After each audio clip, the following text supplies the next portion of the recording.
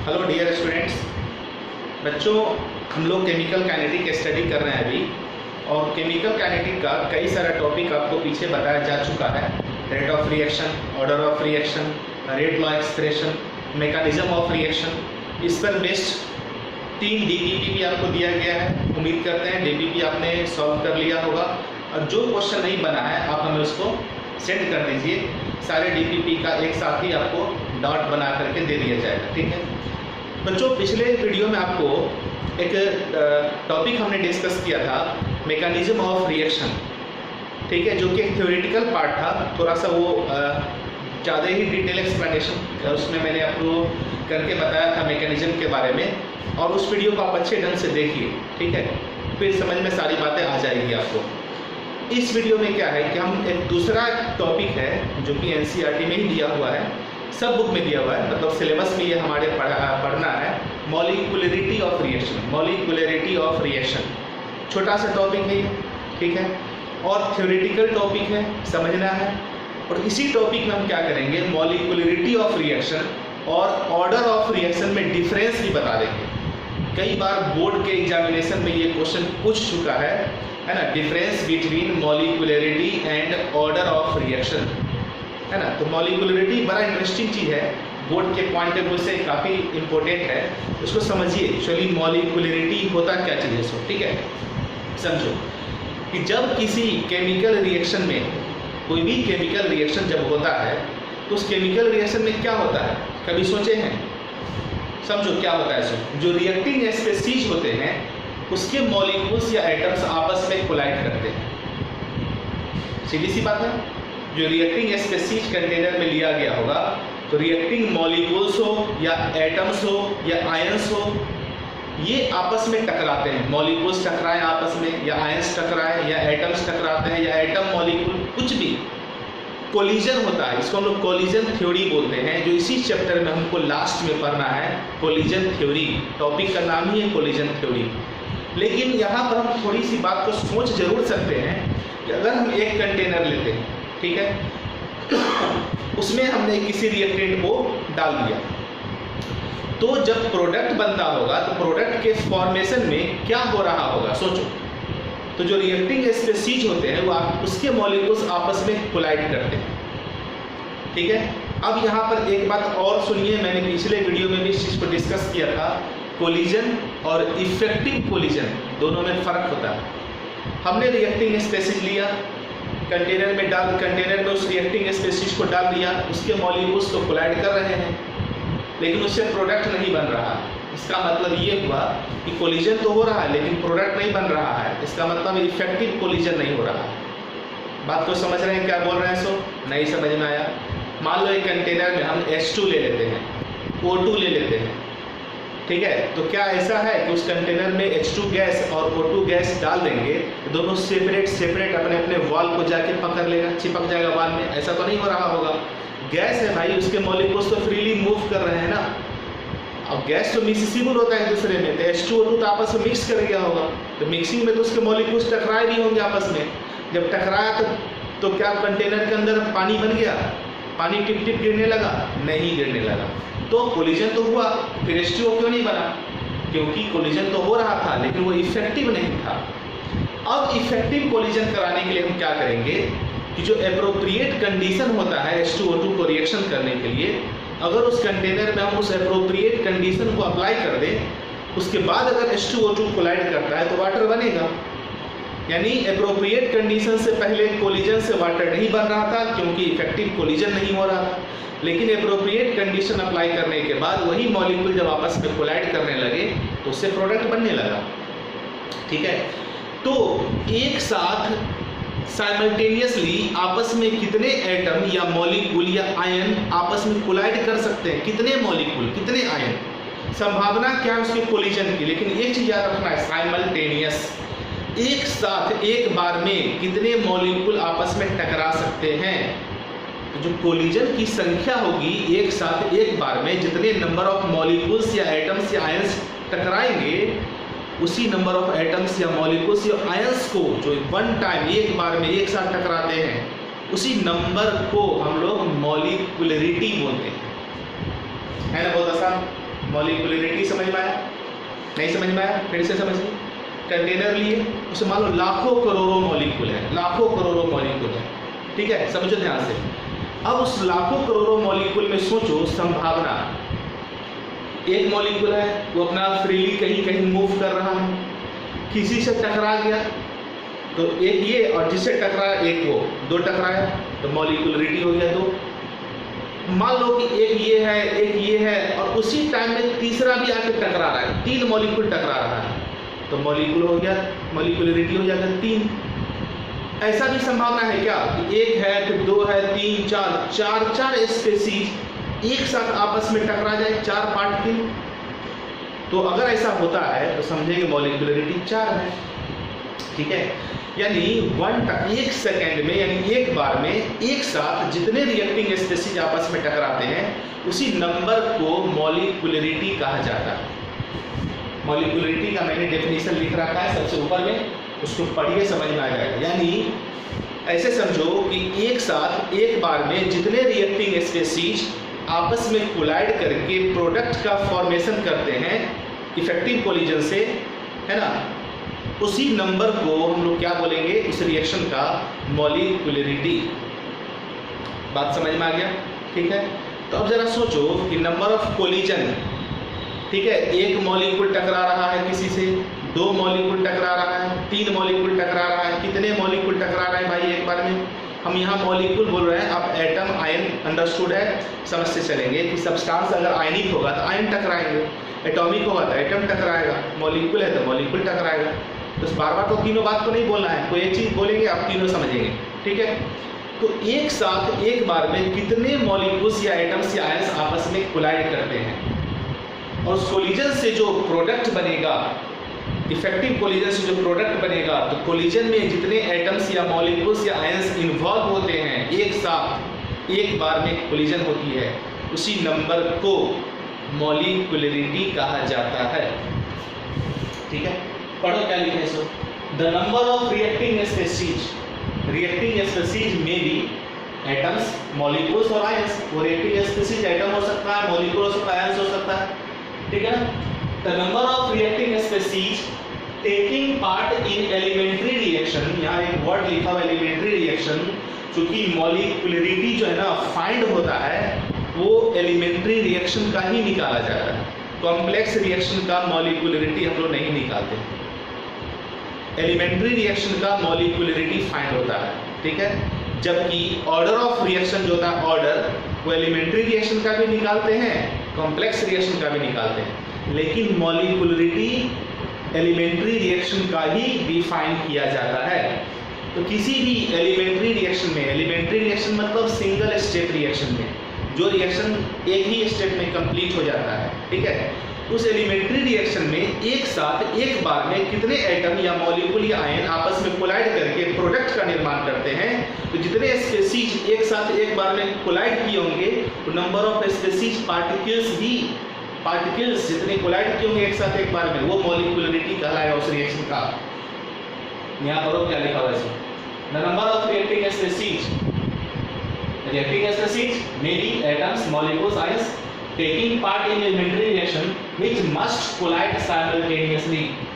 Which must collide simultaneously. एक तो collision word है, एक simultaneous वर्ड है, दो वर्ड इसमें समझना है। कोलिजन थ्योरी में हम लोग पढ़ते हैं इस चीज को कि रिएक्टिंग स्पेसीज आपस में कोलाइड करते हैं तो उससे प्रोडक्ट का निर्माण होता है। कोलिजन थ्योरी का हम कुछ बात यहाँ बता रहे हैं, ठीक है, रिएक्टिंग स्पेसीज कोलाइड करके प्रोडक्ट का निर्माण करता है, ठीक है। और दूसरी इंपॉर्टेंट बात कि कोलिजन में इन्वॉल्व होने वाले एटम्स या मॉलिक्यूल्स एक बार में एक साथ या तो एक मॉलिक्यूल टकराते हैं, या दो टकराते हैं, या तीन टकराते हैं, एक की संभावना सबसे अधिक है। जैसे जैसे मॉलिक्यूल का या एटम का संख्या ज़्यादा बोलेंगे ना, उसकी संभावना घटते चली जाएगी। हम एक उदाहरण से समझाएंगे, आपको समझ में आ जाएगा, देखते चलो, ठीक है। तो क्या लिखे, must collide simultaneously in order to bring about a chemical reaction, यानी इसके टकराने से, साइमल्टेनियस टकराने से केमिकल रिएक्शन होता है, और उस रिएक्शन में जो रिएक्टिंग स्पेसीज जो एक साथ आपस में टकराता है उसकी संख्या ही, नंबर ही क्या कहलाता है, मॉलिक्यूलरिटी ऑफ द रिएक्शन। सुनो, डेफिनेशन लिखा हुआ है, नोट करो, बैठ के पढ़ो रिएक्शन को, डेफिनेशन को जो बोलते हैं सुनो, समझ में आ जाएगा। ठीक है, अब समझो कुछ उदाहरण यहाँ लिखे, जैसे NH4NO2 ये बना N2 और H2O। ठीक है, डिकम्पोज होकर ये बनाया, क्या लिख देते हैं इस चीज को, ये इसमें कन्वर्ट हो गया। कितना मॉलिक्यूल इसका इन्वॉल्व हुआ, ये सिंगल स्टेप रिएक्शन है, पता है सब, कोई मैकेनिज्म नहीं है इस रिएक्शन का, ये एलिमेंट्री रिएक्शन है, इस रिएक्शन का मैकेनिज्म नहीं है, डायरेक्ट इसमें बनता है। कैसे, H4O2 से 2H2O बन जाएगा और N और N से N2 बन जाता है। ठीक है, तो ऐसे रिएक्शन जिसमें एक ही मॉलिक्यूल इन्वॉल्व होगा, यहाँ देख 2 3 4 5 यहाँ कुछ भी नहीं लगा हुआ, 2 3 4 5 यहाँ कुछ भी नहीं लगा हुआ है। देखो थोड़ा इधर घुमा देते हैं, थोड़ा हिल गया कैमरा, चलो देखो यहाँ एक ही मॉलिक्यूल है। ऐसे रिएक्शन को, ऐसे एलिमेंट्री रिएक्शन को इसका मॉलिक्यूलरिटी पूछेंगे तो हो जाएगा 1। एक ही मॉलिक्यूल आपस में कोलाइड कर रहा है, खुद ही है जो खुद से कोलाइड कर रहा है। ठीक है, क्योंकि अब मान लो किसी कंटेनर में हमने इस सब्सटेंस को रखा हुआ अमोनियम नाइट्राइट को, तो क्या उसका एक मॉलिक्यूल लिए होंगे क्या? एक्सपेरिमेंट तो एक मॉलिक्यूल लेकर हम कर नहीं सकते, इंडस्ट्री या लेबोरेटरी में लाखों करोड़ों मॉलिक्यूल होते हैं भाई। ठीक है, तो ये मॉलिक्यूल्स जो है खुद डिकम्पोज होकर के प्रोडक्ट बनाता है, खुद से हीट दिए वो आपस में टूटने लगा। एक बार में तो एक ही मॉलिक्यूल इन्वॉल्व हो रहा है ना भाई प्रोडक्ट बनाने में, वो किसी दूसरे से टकराए या न टकराए, खुद ही डिकम्पोज होकर के प्रोडक्ट बना रहा है एक एक मॉलिक्यूल। ऐसे रिएक्शन को बोलते हैं यूनिमॉलिक्यूलर रिएक्शन। क्या बोलते हैं? Unimolecular reaction. और ऐसे रिएक्शन की मॉलिक्यूलरिटी 1 होगी। ये मॉलिक्यूल जो है, ये मॉलिक्यूल किसी दूसरे से कोलाइड नहीं कर रहा। ऐसा नहीं कि ये मॉलिक्यूल किसी दूसरे से कोलाइड करेगा तो प्रोडक्ट बनेगा। हीट की है, खुद ये डिकम्पोज होकर बना देगा। हर एक इंडिविजुअल मॉलिक्यूल ही प्रोडक्ट में चेंज होगा। ठीक है, सेल्फ कोलिजन होता है, उससे समझो। दूसरा एग्जाम्पल समझो, ये भी एक एलिमेंट्री रिएक्शन है, सिंगल स्टेप रिएक्शन है। HI 2 मॉलिक्यूल टूट करके H2 और I2 बनाता है। ठीक है, ये बोलते हैं एलिमेंट्री रिएक्शन, तो मानना पड़ेगा भाई आपको एलिमेंट्री है, इसका मैकेनिज्म नहीं होता है। समझो 2 मॉलिक्यूल है, इसका क्या मतलब हुआ कि देखो ऐसे समझो, NH4NO2 एक सिंगल मॉलिक्यूल है जो एक कंटेनर में रखा हुआ है ना। इसको चलो भाई इसे हटा देते हैं, यहाँ पर ऐसे नहीं बनाते हैं, फिर से समझते हैं इसको। ये आपका NH4NO2 और इससे कुछ बना यहाँ प्रोडक्ट। इसको किसी दूसरे से टकराने की जरूरत नहीं है। तो सोचो कि जो सिंगल है उसको किसी दूसरे से टकराने की आवश्यकता नहीं है, केवल हीट कर देंगे तो ये इसमें चेंज हो जाएगा। ठीक है, यहाँ पर इसका प्रोडक्ट में चेंज होने की संभावना अधिक है, क्योंकि इसको किसी दूसरे से टकरा करके प्रोडक्ट नहीं बनाना है। जब दूसरे से टकराएंगे तो होगा क्या कि हम तो टकराने जा रहे हैं, सामने वाला भी तैयार होगा, तब तो टकराने का भाई वहाँ पर कुछ मतलब निकलेगा ना उसका। बात समझ रहे हैं क्या बोल रहे हैं? सो एग्जाम्पल समझो, थोड़ी देर में समझाएंगे एक उदाहरण, उससे आपको क्लियर हो जाएगा। देखो चलो, तो यहाँ पर बात है, अब देखो इसमें 2HI है, 2 HI ले लिए, ये भी HI, ये भी HI। अब ये आपस में कोलाइड करेंगे, इससे हमारा फिर प्रोडक्ट बनेगा। अब सोचो खुद से कि एक सिंगल है, इसको प्रोडक्ट में बनना आसान है, कि दोनों टकराएगा तब बनना आसान है। बात को समझो, लॉजिकली सोचने की कोशिश करो, है ना। सिंगल है, डबल है। अब सोचो क्या ये 2 मॉलिक्यूल आपस में जरूरी है कि हर वक्त टकरा रहा होगा? हम कंटेनर लिए, उसमें HI का लाखों करोड़ों मॉलिक्यूल है ना। क्या ऐसा है कि हर मॉलिक्यूल एक बार में टकरा रहा होगा? सोचो क्या बोल रहे हैं, बात को समझो। लाखों मॉलिक्यूल एक कंटेनर में है, क्या ऐसा है कि 50,000 कोलिजन एक साथ हो गया होगा, सब प्रोडक्ट में चेंज हो गया होगा? समझो कि लाखों करोड़ों मॉलिक्यूल कंटेनर में घूम रहे हैं, एप्रोप्रिएट कंडीशन लगा हुआ है, अब सब घूम रहा है, लेकिन कोई किसी से टकरा नहीं रहा है, कोई प्रोडक्ट नहीं बन रहा है। अब मालूम पड़ा एक मॉलिक्यूल टकरा गया किसी से, तो प्रोडक्ट बन गया, बाकी घूम रहा था। फिर दूसरा कोई टकरा गया तो प्रोडक्ट में चेंज हो गया। समझो, लेकिन जहाँ पर सिंगल है उसको तो किसी दूसरे से टकराने की आवश्यकता ही नहीं है, उसको तो हीट की है, प्रोडक्ट बनने लगा। समझ में आ रही बात? जो सिंगल स्पेसीज है उसमें सबसे अधिक संभावना है प्रोडक्ट में चेंज होने का। लेकिन जो बायमॉलिक्यूलर रिएक्शन है, बायमॉलिक्यूलर कहने का मतलब कि दो मॉलिक्यूल आपस में टकराएंगे तो ही प्रोडक्ट बनेगा, तो दो मॉलिक्यूल के टकराने की संभावना तो घट जाएगी।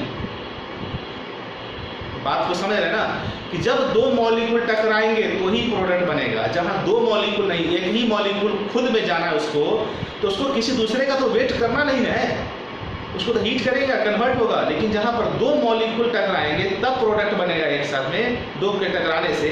तो जब दो टकराएंगे जिस समय में, उस समय बनेगा, जिस समय में टकराते रहेंगे बनते रहेगा। बात समझ गए? अगर हम 3 ले लें, सपोज करो कि 3 ले लेते हैं, है ना, इससे बनता है प्रोडक्ट। मान लो यहाँ पर जो NO है O2 है, ये दोनों NO है और ये O2 है।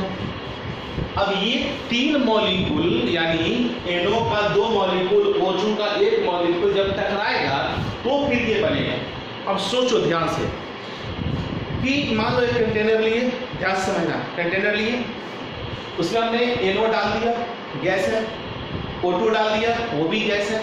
अब ये गैस आपस में घूम रहा है, उस कंटेनर में से मूव कर रहा है। बात समझो। अब प्रोडक्ट कब बनेगा वो ध्यान समझो कि जब दो NO और O2 तीनों एक साथ टकराएगा। अगर ऐसा हुआ कि एक NO है 2 O2 है तो नहीं बनेगा, एक NO 2 O2 नहीं बनेगा, 3 तो टकराया, लेकिन एक NO 2 O2 है।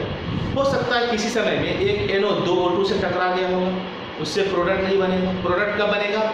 जब 2 NO 1 O2 से, तीन हो गया, 2 NO और 1 O2, तीनों जब टकराएगा जिस टाइम में, तो वो मॉलिक्यूल टकरा के प्रोडक्ट बना देगा।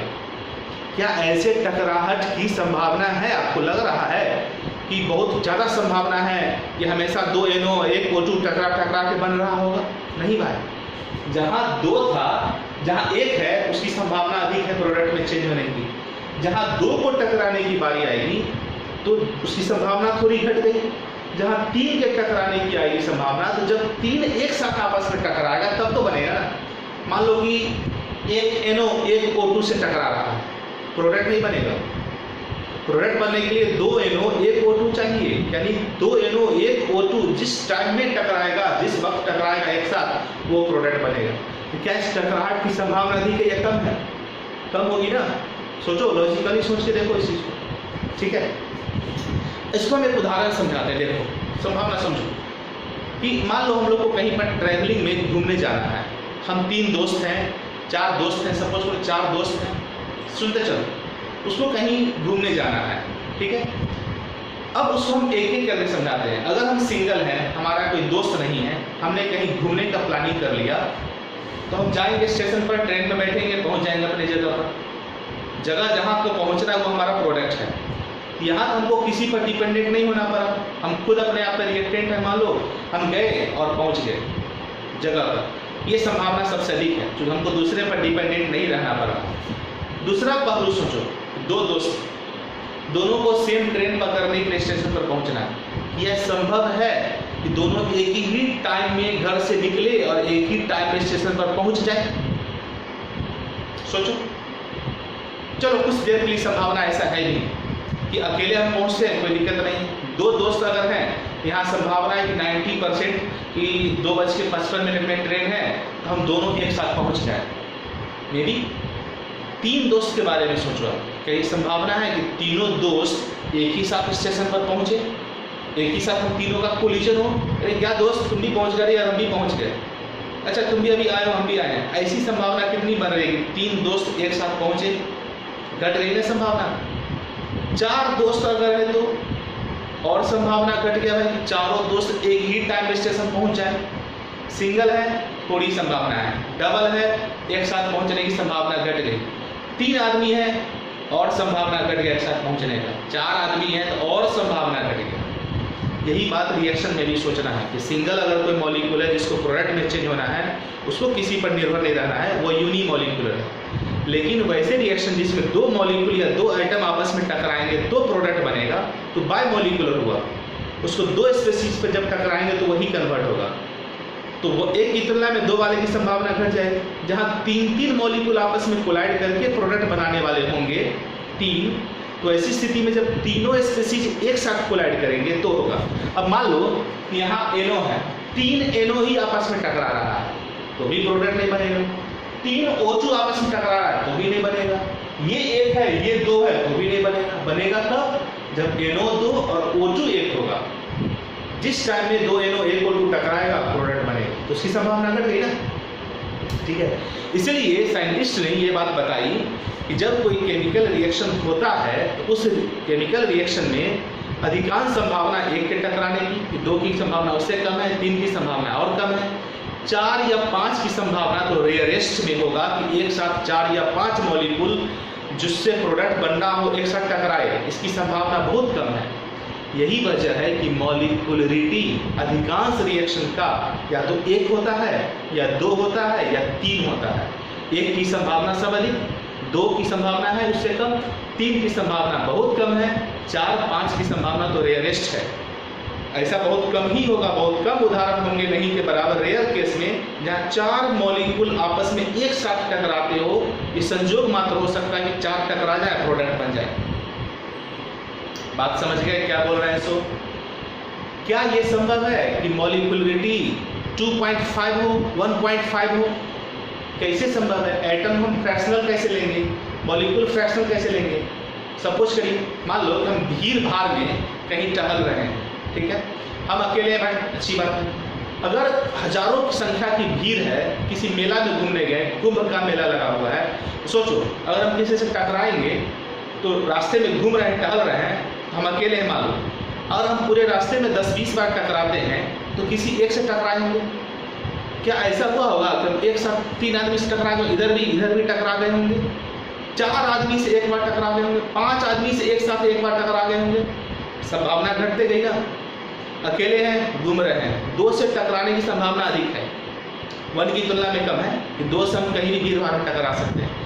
क्या 3 से टकराने की संभावना है? अधिक नहीं ना, और कम हो गया ना। ऐसा संभव है कि हम एक बार में 3 आदमी से टकरा लें या एक आदमी से 4 बार में टकरा? हाँ, 3 आदमी की संभावना मान लेते हैं 2 से कम है, 2 से बहुत बार हम टकरा सकते हैं, लेकिन 3 से घट गया, 3 में संभावना कम हो जाती है, 4 में तो और कम हो गया। ऐसा है कि हम कहेंगे हम 1.5 आदमी से टकरा गए भाई, हम 2.5 आदमी से टकरा रहे हैं, हम 3.25 आदमी से टकरा रहे हैं, ऐसा कह सकते हैं हम लोग? नहीं ना कह सकते हैं।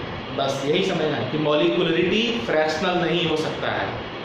क्या मॉलिक्यूलरिटी निगेटिव हो सकता है? सोचो, हम खुद हैं तो एक तो है, मॉलिक्यूलरिटी निगेटिव मतलब क्या? रिएक्टेंट हम लिए ही नहीं, रिएक्टेंट लिए नहीं तो कोलिजन नहीं होगा, तो प्रोडक्ट क्या बनेगा भाई? रिएक्टेंट लेंगे तो उसके मॉलिक्यूल्स तो प्रोडक्ट में जाएंगे ना, तो एक रिएक्टेंट तो कम से कम होगा। तो मॉलिक्यूलरिटी 0 भी नहीं हो सकता है, फ्रैक्शनल भी नहीं हो सकता है, निगेटिव का तो बातें छोड़ो। ये तो 0 नहीं होगा मॉलिक्यूलरिटी, फ्रैक्शनल नहीं हो सकता है कि कोलिजन हम फ्रैक्शनल में नहीं बोल सकते हैं। तो हमेशा जो है आपका ये मॉलिक्यूलरिटी एक होल नंबर होगा, नेचुरल नंबर होगा, नेचुरल नंबर 1 2 3। 1 की संभावना सबसे अधिक, 2 की संभावना कम, 3 की संभावना और कम, 4 5 की संभावना तो रेयरेस्ट केस में होगा। तो मॉलिक्यूलरिटी समझ में आ गई। एग्जाम्पल दिए, ट्रेन वाला घूमने जा रहे हैं, संभावना पहुंचने की, टकराने की संभावना बताएं अभी। इससे आइडिया लग गया होगा कि मॉलिक्यूलरिटी निगेटिव फ्रैक्शनल नहीं होगा, 1 2 3 हो सकता है। जैसा हम एग्जाम्पल समझाया कि आपको जितने ज़्यादा मॉलिक्यूल्स टकरा करके प्रोडक्ट बनने की बारी आएगी उसकी संभावना घटते चली जाएगी, ठीक है। तो एक साथ एक बार में जितने मॉलिक्यूल या आइटम टकराते हैं उसी को मॉलिक्यूलरिटी बोलते हैं, या तो 1 हो या 2 हो या 3 हो। तो ये हो गया आपका यूनिमॉलिक्यूलर, ये हो गया आपका बाइमॉलिक्यूलर, ये हो गया ट्राइमॉलिक्यूलर। इस रिएक्शन का मॉलिक्यूलरिटी 1, इस रिएक्शन का मॉलिक्यूलरिटी 2 और तीसरे रिएक्शन का मॉलिक्यूलरिटी 3। यहाँ 1 मॉलिक्यूल है, यहाँ देखो 2 मॉलिक्यूल है, यहाँ 3 मॉलिक्यूल कोलाइड करेगा तो प्रोडक्ट बनेगा। ये फ्रैक्शनल हो नहीं सकता, तो ट्राइमॉलिक्यूलर कहेंगे या मॉलिक्यूलरिटी 3 कहेंगे। इतनी बात समझ में आ गई। अब नीचे पढ़ो क्या लिखा है, the probability that more than 3 molecules can collide and react simultaneously is very rare। Rare को या स्मॉल को, चलो रेयर बटा दे स्मॉल।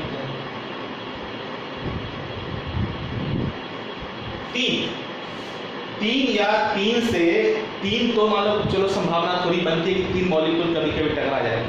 4 या 5 का संभावना तो बहुत कम दिखता है ना। तो वही यहाँ लिख रहा है कि एक साथ तीन या तीन से अधिक मॉलिक्यूल को आपस में टकरा करके प्रोडक्ट बनाने की जो संभावना है, एक साथ टकराने कोलिजन की संभावना जो है तीन या तीन से अधिक की, उसकी संभावना कम होती है। ठीक है, hence the molecularity greater then 3 is not observed generally. इसका मतलब है कि जनरली मॉलिक्यूलरिटी जो है 3 से अधिक हमको ऑब्जर्व नहीं होता है, या तो 1 होगा या 2 होगा या 3 होगा, क्योंकि 4-5 जो है टकराने की संभावना बहुत कम है एक साथ, इसलिए मॉलिक्यूलरिटी जनरली 3 से अधिक नहीं दिखता है। रेयरेस्ट केस में एक आध एग्जाम्पल होगा जिसमें 4-5 होता होगा। इतनी बात समझ गया? इसका स्क्रीनशॉट लीजिए, नोट कर लीजिए, है ना, फिर हम लोग आगे बढ़ते हैं। इसको थोड़ा आगे कंटिन्यू करते हैं, इसको स्क्रीनशॉट लो, आगे बढ़ो। तो बच्चों अब यहाँ पर समझिए, मॉलिक्यूलरिटी को थोड़ा और कंटिन्यू कर रहे हैं आगे, थोड़ा कहानी टाइप ही है। यहाँ पर जाके आपका मॉलिक्यूलरिटी फिनिश हो जाएगा। उसको जरा समझ लेते हैं क्या लिखा हुआ है। इसको सारी बातों को हम समझा चुके हैं, केवल उसको लिखना बाकी, लिख दिए हैं बोर्ड पर, इसको नोट कर लेना आपको। ठीक है, तो इधर घुमा देते हैं, देखो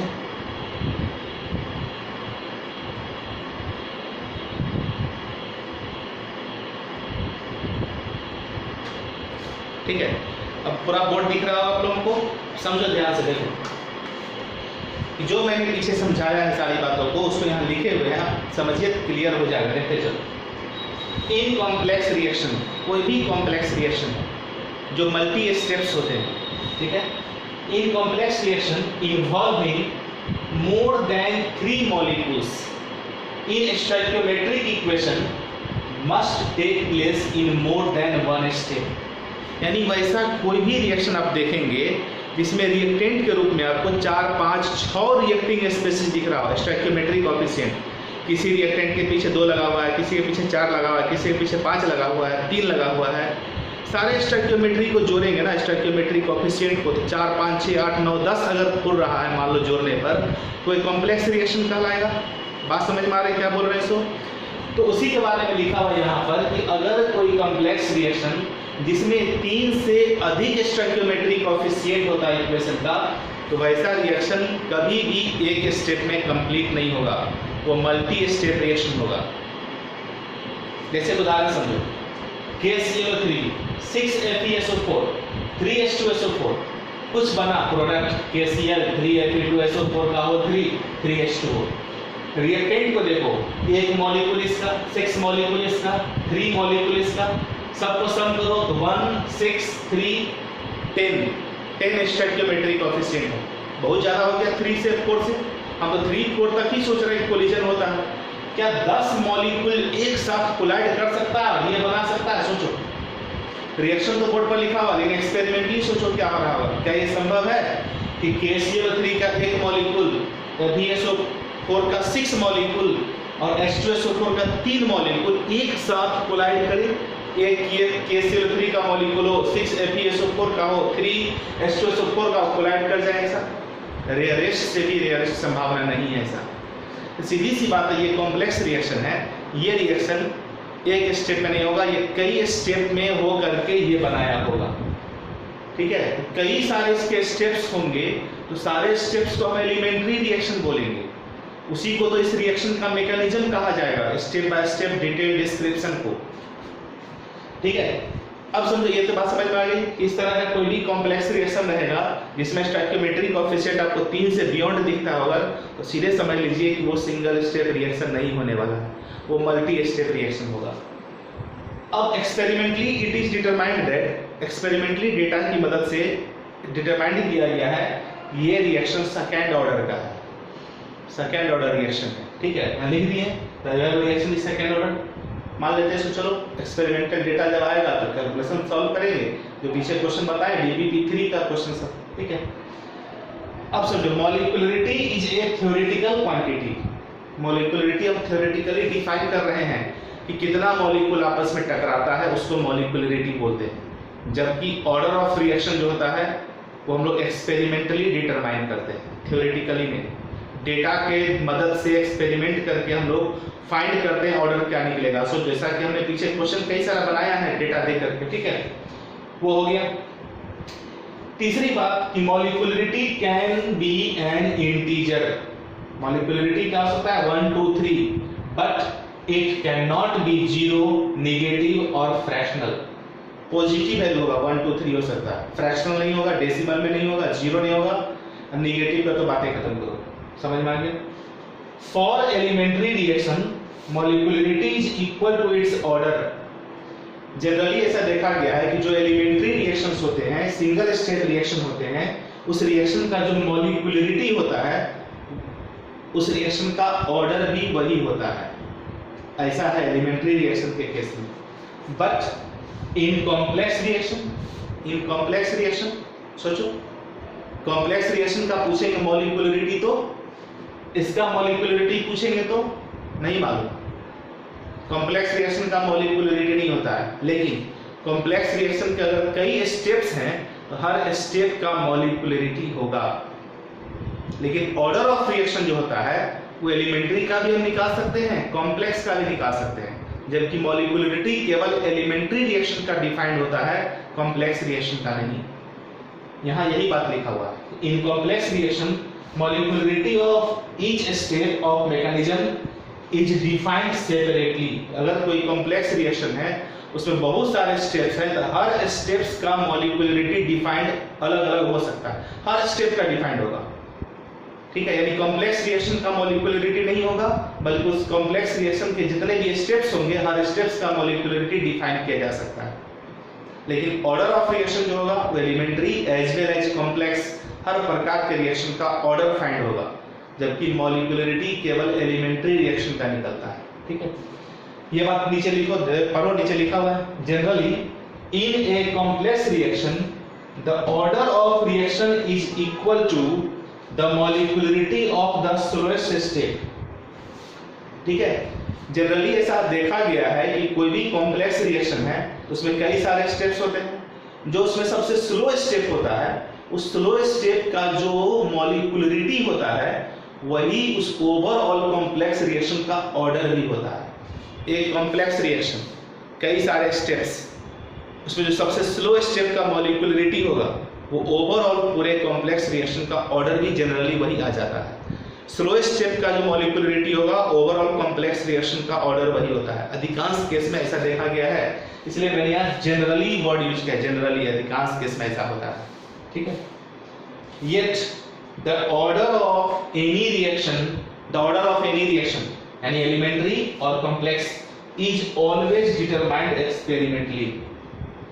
ठीक है, समझ में आ गया बात? यानी मॉलिक्यूलरिटी जो होता है जनरली लिखें in complex reaction, the order of reaction जो होता है ऑर्डर ऑफ रिएक्शन वो स्लोएस्ट स्टेप का जो मॉलिक्यूलरिटी होता है उसके बराबर होता है, जबकि ऑर्डर ऑफ रिएक्शन जो है एलिमेंट्री हो या कॉम्प्लेक्स हो हमेशा उसको हम एक्सपेरिमेंटली डिटरमाइन कर सकते हैं। कभी भी बैलेंस इक्वेशन के स्टोइकियोमेट्री को देख करके ऑर्डर नहीं बता सकते हम लोग, लेकिन मॉलिक्यूलरिटी हम लोग बता सकते हैं। सिंपल रिएक्शन है, एलिमेंट्री रिएक्शन है, तो स्टोइकियोमेट्री जो होगा वही मॉलिक्यूलरिटी होगा एलिमेंट्री रिएक्शन का, लेकिन ऑर्डर ऐसा नहीं होता है। मॉलिक्यूलरिटी हम स्टोइकियोमेट्री देख के बोल सकते हैं, एलिमेंट्री रिएक्शन का, कॉम्प्लेक्स का तो मॉलिक्यूलरिटी डिफाइन ही नहीं करना है हमें, एलिमेंट्री रिएक्शन का ही मॉलिक्यूलरिटी फाइंड होता है, जबकि ऑर्डर एलिमेंट्री और कॉम्प्लेक्स दोनों का फाइंड होता है। ठीक है, कॉम्प्लेक्स रिएक्शन में जो स्लोएस्ट स्टेप का मॉलिक्यूलरिटी होता है वही ओवरऑल रिएक्शन का ऑर्डर भी होता है जनरली। ठीक है, बात समझ गए? अब एक यहाँ बड़ा सा पॉइंट लिखा हुआ है, इसको भी हम पढ़ लेते हैं, समझ लेते हैं क्या लिखा हुआ है इसमें। Generally the order of an elementary reaction is equal to its molecularity. तो अभी यहाँ समझा है, वही बात लिखा हुआ है कि जनरली जो है एलिमेंट्री रिएक्शन का ऑर्डर जो होता है उसके मॉलिक्यूलरिटी के बराबर होता है। कोई भी कॉम्प्लेक्स रिएक्शन है या कोई एलिमेंट्री रिएक्शन है, अगर एलिमेंट्री रिएक्शन है तो उस एलिमेंट्री रिएक्शन का जो मॉलिक्यूलरिटी होगा वही उसका ऑर्डर भी होता है। कई केसेस में ऐसा है, इसलिए जनरली वर्ड यूज किए। However, if the condition of pressure and concentration are changed, अधिकांश एलिमेंट्री रिएक्शन का जनरली लिखे हैं जो ऑर्डर होता है वो उसके मॉलिक्यूलरिटी के बराबर होता है। ठीक है, लेकिन अगर हम कंडीशन में चेंजिंग करें, उस रिएक्शन के प्रेशर में, ठीक है, उस रिएक्शन के कंसंट्रेशन में चेंजिंग किया जाए तो वैसी स्थिति में the order may not be equal to molecularity. यानी तब उस सिचुएशन में ऑर्डर जो है मॉलिक्यूलरिटी के बराबर नहीं रह पाएगा। कोई भी एलिमेंट्री रिएक्शन है, उस एलिमेंट्री रिएक्शन का जो ऑर्डर होगा वो उसका मॉलिक्यूलरिटी होगा जनरली। लेकिन अगर उसके हम प्रेशर में, कंसंट्रेशन में चेंजिंग कर दें उस एलिमेंट्री रिएक्शन का कंसंट्रेशन में और प्रेशर में, तो वैसी स्थिति में ऑर्डर जो होगा उस रिएक्शन का मॉलिक्यूलरिटी के बराबर नहीं आएगा। बिकॉज इन दैट केस, क्यों ऐसा होता है? In that case the reaction may not take place in one step. Elementary reaction हम जानते हैं कि वन स्टेप में होता है, तो कोई एलिमेंट्री रिएक्शन है उसका जो ऑर्डर होगा वही मॉलिक्यूलरिटी होगा जनरली। लेकिन अगर प्रेशर कंसंट्रेशन में बदलाव ला दें तो ऐसी स्थिति में ऑर्डर मॉलिक्यूलरिटी के बराबर नहीं रहेगा। क्यों नहीं रहेगा? क्योंकि अब वो एलिमेंट्री रिएक्शन एक स्टेप पे नहीं होगा। वही यहाँ लिखा हुआ है, in that case the reaction may not take place in one step, that is may not remain an elementary reaction। अब वो elementary reaction नहीं रहेगा प्रेशर कंसंट्रेशन बदलने के बाद, यानी वो रिएक्शन अब कॉम्प्लेक्स हो जाता है। बस हो गया, इसी बात को पढ़ना था, समझना था। That's it. क्लियर है? तेरी बात समझ गए आप लोग? इस प्रकार से आपका मॉलिक्यूलरिटी खत्म हो गया, ऑर्डर भी पीछे खत्म हो गया, मैकेनिज्म भी खत्म हो गया। अभी ऑर्डर का मेन बात करना बाकी है, जीरो ऑर्डर, फर्स्ट ऑर्डर, वो वाला इंटीग्रेटेड फॉर्म अलग है, डिफरेंशियल फॉर्म यहाँ तक आपका खत्म हो गया। यानी आधा चैप्टर समझिए आपका लगभग फिनिश्ड हो चुका है। ठीक है, अब हम लोग यहाँ पर क्या करेंगे? ऑर्डर ऑफ रिएक्शन और मॉलिक्यूलरिटी ऑफ रिएक्शन में डिफरेंस, वो भी कहानी टाइप है, आप खुद से भी सोच सकते हैं, सोचो। चलो हम बताते हैं, उसको लिखेंगे फिर हम लोग। ठीक है, ऑर्डर और मॉलिक्यूलरिटी क्या होता है? ऑर्डर क्या है एक्चुअली? ऑर्डर को डिफाइन करते हैं कि रेट लॉ एक्सप्रेशन जो होता है, रेट लॉ एक्सप्रेशन, उसमें जो कंसंट्रेशन टर्म पर पावर आता है, उस पावर को एक्चुअली हम लोग क्या बोलते हैं? ऑर्डर। जबकि मॉलिक्यूलरिटी क्या है? रिएक्शन के दरमियान जो रिएक्टिंग पार्टिकल्स आपस में कोलाइड करते हैं, उस नंबर को हम लोग बोलते हैं, जो एक साथ कोलिजन होगा उसको बोलते हैं हम लोग मॉलिक्यूलरिटी। ठीक है, मॉलिक्यूलरिटी हम लोग थ्योरेटिकली डिफाइन कर सकते हैं, थ्योरेटिकल उसका क्वांटिटी है वो, जबकि ऑर्डर जो है एक्सपेरिमेंटली डिटरमाइन किया जाता है। ठीक है, मॉलिक्यूलरिटी हम लोग केवल एलिमेंट्री रिएक्शन के डिफाइन कर सकते हैं, जबकि ऑर्डर एलिमेंट्री के साथ साथ कॉम्प्लेक्स का भी फाइंड हो सकता है। ठीक है, मॉलिक्यूलरिटी एक इंटीजर होगा जो पॉजिटिव वैल्यू होगा, पॉजिटिव इंटीजर होगा, वो नेगेटिव, फ्रैक्शनल, जीरो नहीं हो सकता है। जबकि ऑर्डर जो है नेगेटिव, पॉजिटिव, फ्रैक्शनल, जीरो सब हो सकता है। इस प्रकार से दोनों डिफरेंस है। ठीक है, इस डिफरेंस को लिखेंगे, एग्जाम में पूछेगा, 2 से 3 मार्क्स का रहता है, आप लिख दीजिएगा आसानी से। ठीक है, तो डिफरेंस समझे आप। चलो उससे पहले इसको क्या करिए, स्क्रीनशॉट आप ले लीजिए।